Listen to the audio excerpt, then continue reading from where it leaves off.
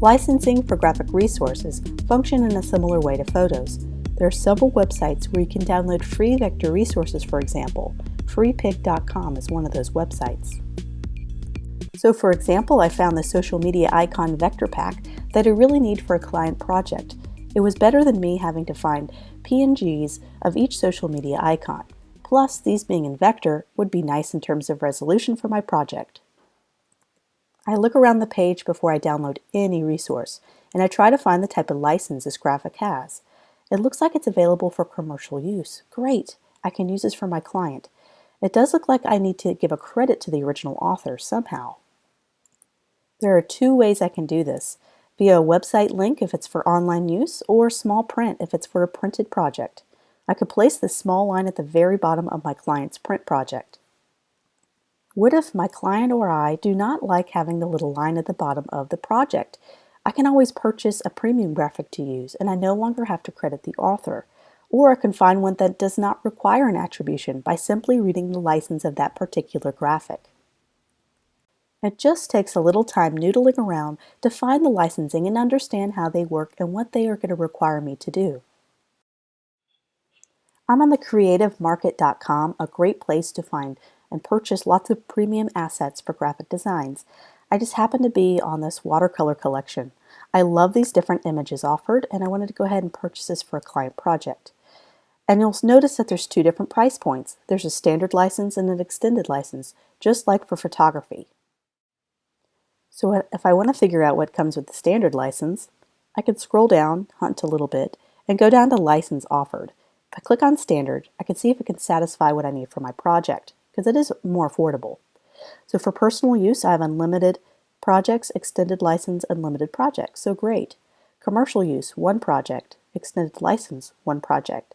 So if I'm using this for a client, I need to purchase it again if I'm going to use it for another client. End user product for sale. I could do one project up to 500 sales, but if I plan to have more than 500 sales on a particular graphic, I'm going to want to buy the extended license. Because of limited client budgets, I've learned to use as many open source, totally free resources as possible. I've also learned to modify vector resources or graphics beyond recognition to make my own artwork that's unique and of course now usable for my clients and my own personal work. Of course, I give credit to the original author and purchase any assets that I need. This is where the lines really start to blur and get complicated. Seek out the opinion of a legal professional for any serious inquiries. You should always protect yourself if you have a serious legal question about licensing and copyrights of creative work. But when does a modified or derivative work start to become yours and no longer the original creator's work? This is always a hot topic and up for debate. Someone can easily take the design I made and modify it significantly beyond recognition, and in some cases I may no longer have protective rights on my work because that design was modified and changed so much that I cannot retain any legal copyrights to it. It becomes the new creator's work, even though I created the basis for the design. This is where it gets tricky. If they stole my idea and that idea still shines through on their work, even though they modified it significantly, I could still retain a legal case against them. Does that mean you could take a vector graphic and modify it significantly and no longer need to give credit to the original author?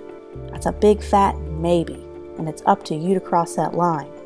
This is once again a hot topic for discussion in the creative world, and one that we should continue to talk about. What is original art? Can it combine with unoriginal works? A big question you need to ask yourself before walking down that road. Something I encourage you guys to do is to be as original as possible, creating your own unique works or to give credit to the artist's work you use in your projects. Looking for inspiration in other artists' works is a great idea, but remember, their idea is theirs and your ideas are yours.